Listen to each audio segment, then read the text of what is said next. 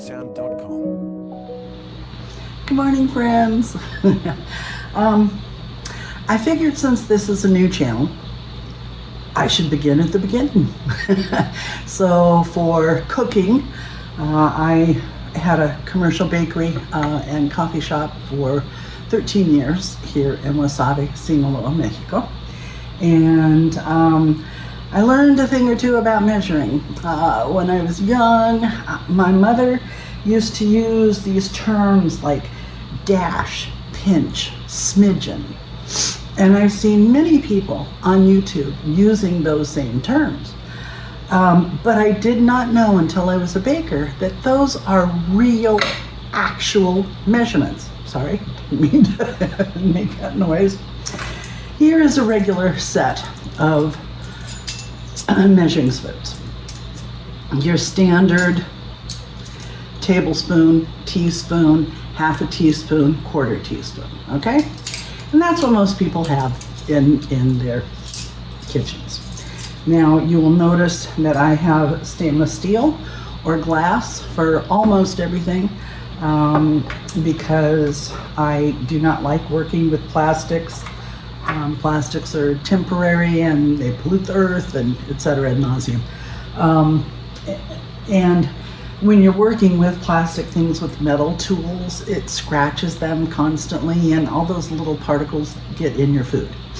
So this for my flour and this one back here, oops, you can't see it. Okay, ta-da, for my sugar, were compromises with where I live because I did not find glass containers that were big and open enough to suit me.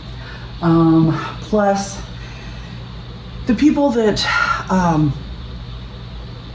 live here are not that accustomed to glass tools, so glass things get broken a lot.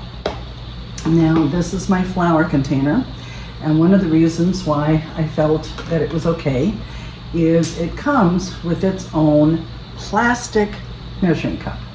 So scooping this into the flour container all the time is not going to damage the inside of this container and cause all of those little pieces of plastic to be in my food, okay? So I figured it was a good enough compromise for right now. Anyway, back to the measuring spoons. This is your standard group of measuring spoons.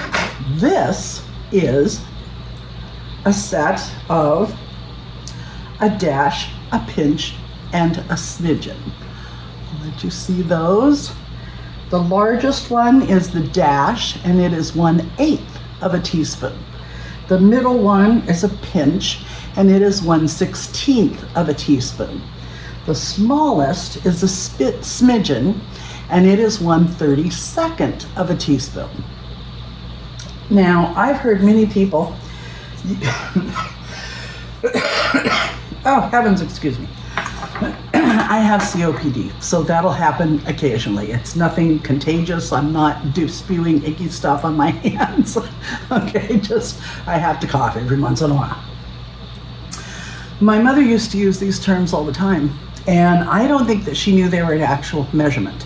A pinch to her just meant you grab a pinch and you drop it in, and that's what a pinch was.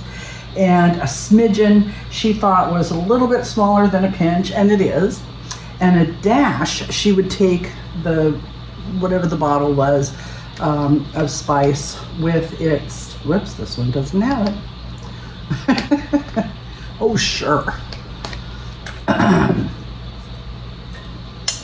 Okay, chili powder has it, yes. With this little thing, and she would go one time, and that was a dash to her. I don't think she ever knew that they were actual measurements. And I know a lot of the people online and on YouTube don't know that they're actual measurements by the way they use the term. So when you're working in a bakery and you need to use leavening and you need to use very, very powerful oils, flavor oils and spices and things like that, and chocolate making, and it's very important to have the actual measurements, okay? So I've loved these this little set for quite a while. But so that you know how much they are, the dash is 1/8 of a teaspoon. So half of what your 1/4 teaspoon would be, since you probably don't have these little tiny ones. All right, a pinch is 1/16 of a teaspoon, and a smidgen is 1/32. Now, when I was doing the research for this video, to make sure that I had everything right, because, you know, I'm 72, I've forgotten more than a lot of you people have learned. I learned a new one, a nip. A nip is 1/64 of a teaspoon. Imagine trying to figure out a 1/64 of a teaspoon. Anyway, now when you're measuring things, there are different ways of doing it. And some of your recipes will have adjectives that will modify what they said. For example, if you're doing sugar,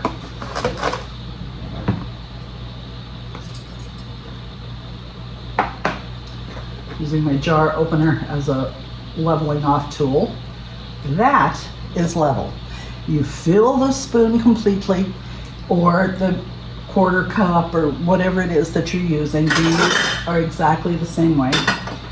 And then you level it off with something completely flat. That is a level tablespoon. Okay? Now, this, you can see, it's a little bit more than the tablespoon holds. That is a rounded tablespoon. And this, it's going to be hard to show with sugar. I should have chosen something else. But this, keep it over it, as much as you can hold on that spoon is a heaping tablespoon, okay? So they may say heaping tablespoon. They may say level half cup. They may say rounded 1/4 cup, you know, but that's what level, rounded, and heaping means. Now, there's one more. Scant, or just shy of something. When you, for example, 3 tablespoons, I misspoke. 3 teaspoons equals 1 tablespoon, okay? 3 tablespoons almost makes a 1/4 cup, but not quite. It's a scant 1/4 cup, or a little bit shy of a 1/4 cup, okay? But those are some of the 3 teaspoons equals a tablespoon, 3 tablespoons, almost a 1/4 cup. All right. Now, 2 cups, it's a 1 cup measure. 2 cups equals a pint, all right? 2 pints equals a quart, or 4 cups, okay? Now, when I certainly got a lot of this because of being an American and being in America, you know, for over 50 years before I moved to Mexico, and then going to a place where it's all liters and milliliters and, you know, grams, and everything is different. I had to learn how to, in my brain, adjust to those things. Now, a quart is approximately a liter. Not exactly. For example, this is the quart line. I'll keep my finger there. Oh dear, I picked up the wrong cup. Okay, let's try it on another one. Yes, most of my cups have most of my measuring cups have cups on one side and liters on the other. So of course I picked up the one that didn't have it. Okay, this is a pint line, which is a half of a quart. And this is the 500 meter line. Now, if you see where my fingers are in relation to each other, one is a little bit lower than the other one, but not much. It's a difference of about 5%, okay? So, for example, when I go to my milk lady because I buy raw milk from a woman who has cows and goats. I take a quart bottle with me. Now, I realize I'm not getting exactly a liter, even though I'm paying for a liter, but it's such a nominal difference that I don't worry about it. And I have old milk bottles from the raw certified milk days of Mrs. Gooch's and things like that. So I use those milk bottles and I take them to her farm, and she fills them up and we treat them as if they're a liter. But if you're doing some measuring that is very important and very specific, obviously you need to measure according to whether it's milliliters or whether it's ounces. Okay, distance, just to handle something in that. 1 meter, and I learned this during construction, having the wall built around my property at my first beach house. Distance, 1 meter is approximately 1 yard. It's a little bit more, just like the liter is a little bit more than the quart. It is 1.09 yards, and a yard is 3 feet. If anybody who sews knows what a yard is, but a lot of other people know if you install carpet or flooring. But most everybody else doesn't really measure things in yards. My mother used to tell me a rule of thumb for a yard, if you want to measure some fabric really quickly, was to put one piece of the fabric to your nose and the other one as far out as your arm could reach. You know, stretching your head this way, and that was approximately a yard, so that you could measure how many yards of fabric you had really quickly. Okay, now, when I was baking, I learned something very important. I had never been taught this when I was young, so I really didn't know. And we're going to do an experiment right now. It's the first time I've ever done this, and I'm doing it on camera, so it tells you I'm not very bright. But when I learned about baking more formally, all right, this is 3/4 of a cup to here, 1 cup to the top. Okay, got it. The proper way to measure flour, which I didn't know this, and a lot of my baked goods were coming out very dry, and I couldn't figure out why. I always added an extra egg to try to make it richer. If you were doing a boxed mix, for example, and you want it to taste like bakery, instead of using water, you use milk, and you add 1 more egg, okay? And it comes out much richer. And if you're doing a chocolate cake, you add a little bit of instant espresso. And you don't taste the espresso at all, but it amps the chocolate flavor. Okay, anyway, the way that you're supposed to measure flour is to spoon up your flour a little bit at a time and gently, don't let it be packed, and gently drop it into your container so that it is not compacted. And continue to do that until you get your completely full cup. And then you level that off the same way that you would the measuring spoon. Level it off. That is a level cup. Now I'm going to weigh this, and I'm going to see how much it weighs. What I've been taught is when you scoop the flour, it compacts it in here so much more that you're actually getting more flour than doing it the way that I just showed you. So the weight of this is 145 grams. Let's put this back in. Now let's try it again. And this time, hold on, that's all really fluffed up nicely, so it's going to be hard to compact. That's not really a good example, I guess. But okay, so we're scooping it.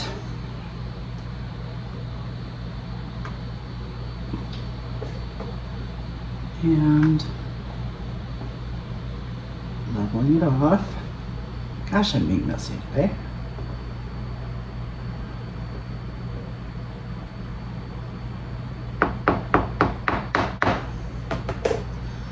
All right, turn it on so it tears with the bowl.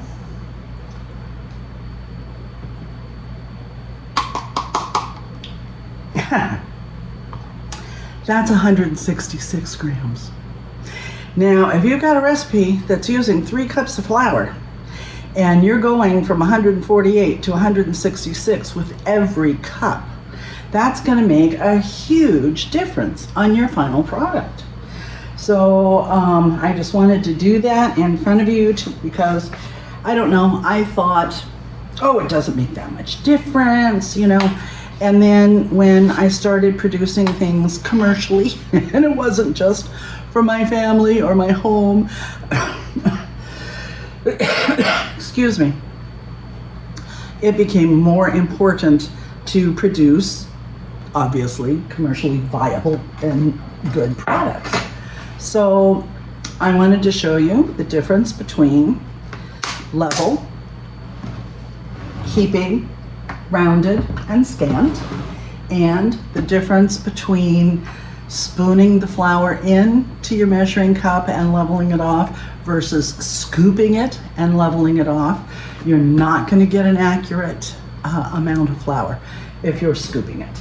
And also wanted to go over those terms, the smidgen and the dash and the pinch, and the new one, the nip.